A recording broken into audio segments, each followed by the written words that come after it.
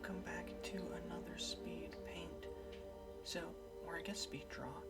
Today I have randomly gathered some clothing articles, and by gathered I do mean I searched up a random clothing generator so that way that it gave me an article of clothing, and I made characters with those articles of clothing. So without further ado, let's get right into this. Okay, so here we have our first character, and we got a poncho. So, I decided to start going with poncho designs. I know ponchos don't usually have a big kind of collar like I gave this individual, but I really did. I wanted the poncho to have a collar, basically. And then I struggled for a while with that boot, and then the other boot came relatively easily before actually going on to the poncho. This character is relatively simple. I do kind of have an idea of what her deal is, and I was thinking that, yes, she'll have a rapier, and then I was like, no, I wanted it to be more like a sewing needle attached to a chain. That was kind of what I wanted it to be. A little bit like the characters from the character from Hollow Knight, the ladybug. So yeah, that's what I did. What are you doing, cats? Why are you hissing at each other? Oh, Loki wanted to lick Thor, and Thor didn't like that, and has now resigned himself to being licked. That was an update. Anyways, what I'm doing now is going through and drawing a line that I am coming through with a chain brush to define a chain for me, and then coming in and doing it with my own lines. Mainly because the chain with that isn't going to look like it's in my style, and I cannot change the white filled in thing to my knowledge.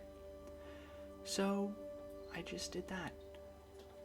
I was also wanting to give this character a hat, and I thought that three-pointed hat. So that's what we did. We gave her the three-pointed C hat.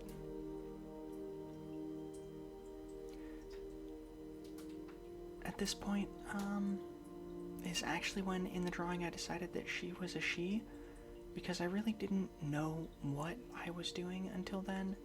And I relatively did keep the poncho simple, other than it just kind of hints at her figure a little bit. And then I just kind of went in defining a little more hair, and that there is pretty much it for the pose, sketch-wise.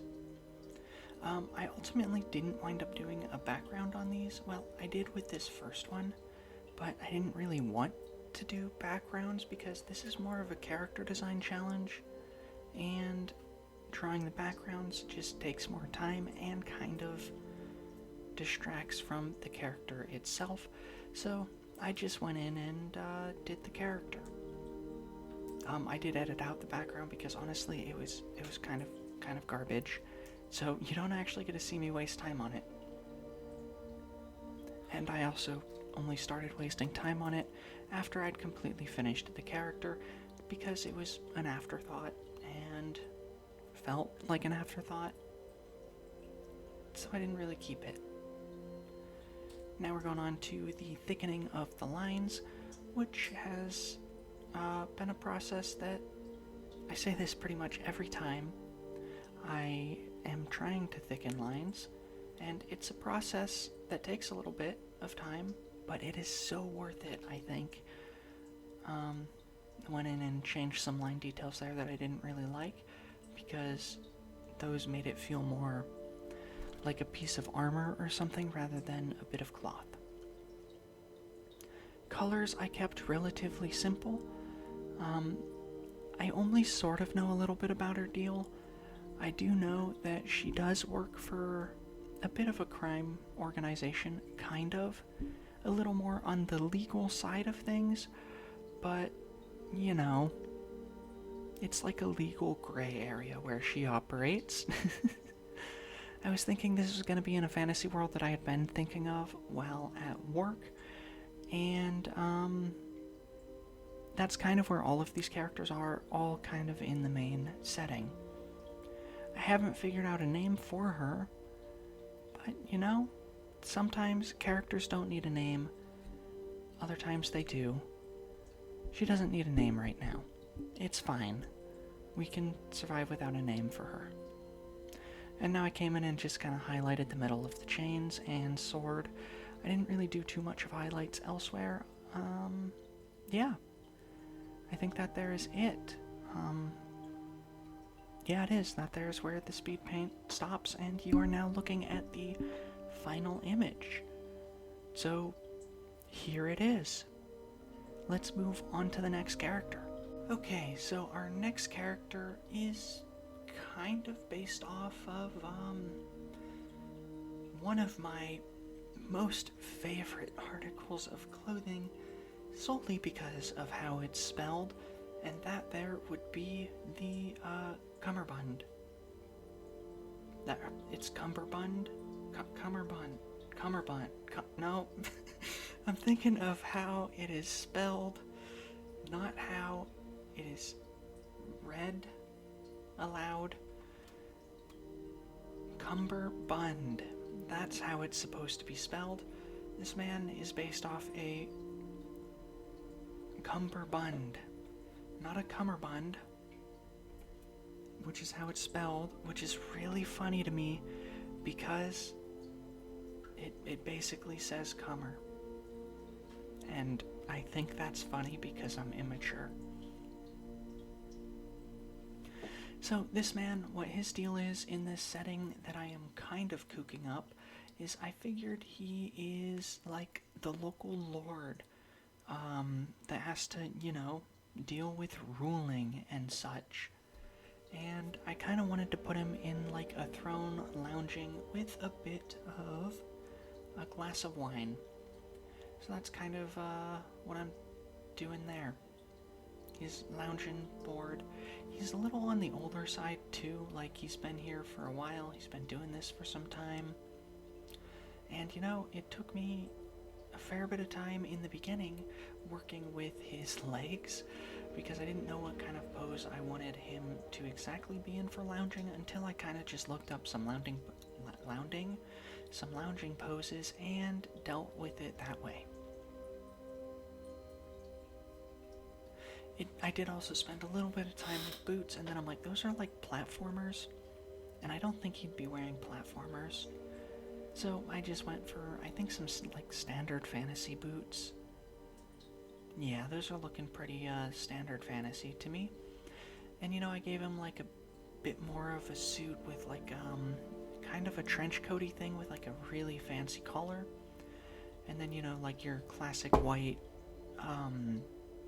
suit shirt, the one that goes under the jacket that usually has a tie, except this man has a cummerbund. I'm never gonna say it properly again because of that screw up, and that is very funny. I also kind of gave him some like Morty hair from like Rick and Morty.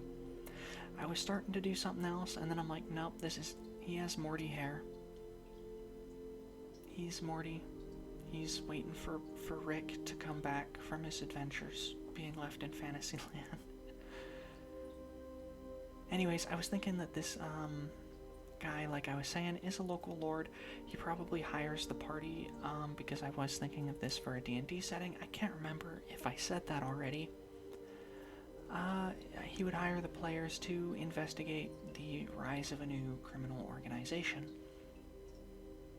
Because, his guards have been falling short in catching them and getting answers out of them, so perhaps he figured a group of adventurers might yield some more interesting results. Personality-wise, I think he's relatively laid back. Honestly, he's like in a lounging pose.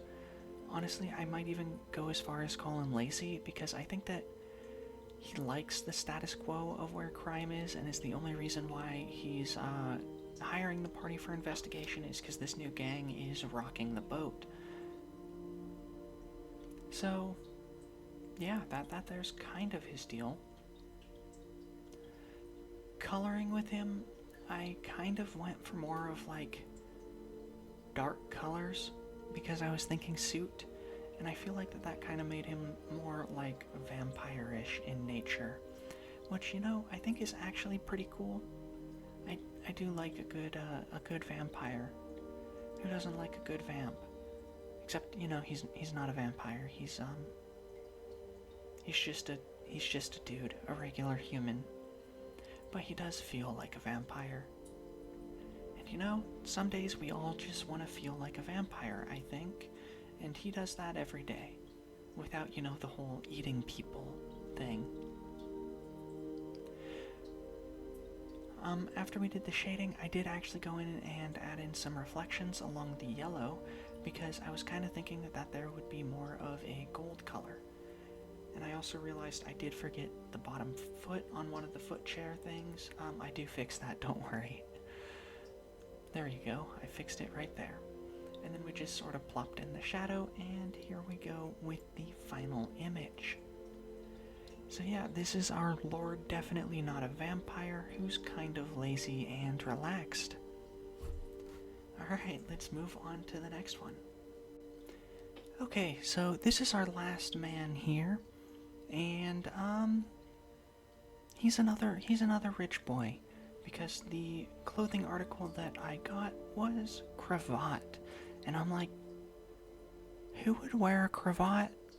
It has to be a rich boy. And you know, because of the little bit of an arc that I have planned for a little campaign thing that I'm probably never gonna run, because I have free time at work to plan this stuff, but not a group to play with. Oh, D&D problems are always fantastic. Where was I, aside from D&D problems? Right, this man, he runs the fight pits down in the lower city. Call it like Gladiator Pit, Coliseum, fight pits, whatever. It's not strictly illegal, but it's also not exactly legal.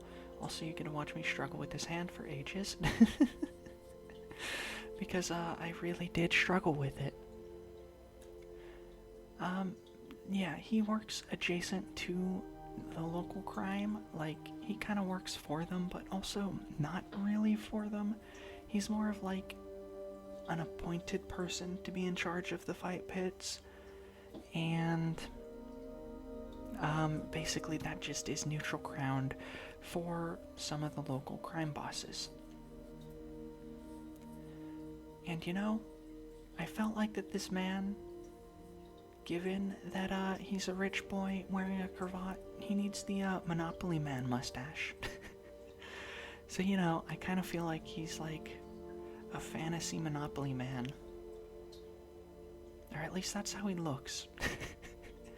It's, honestly pretty great. I actually really do like this design for the character.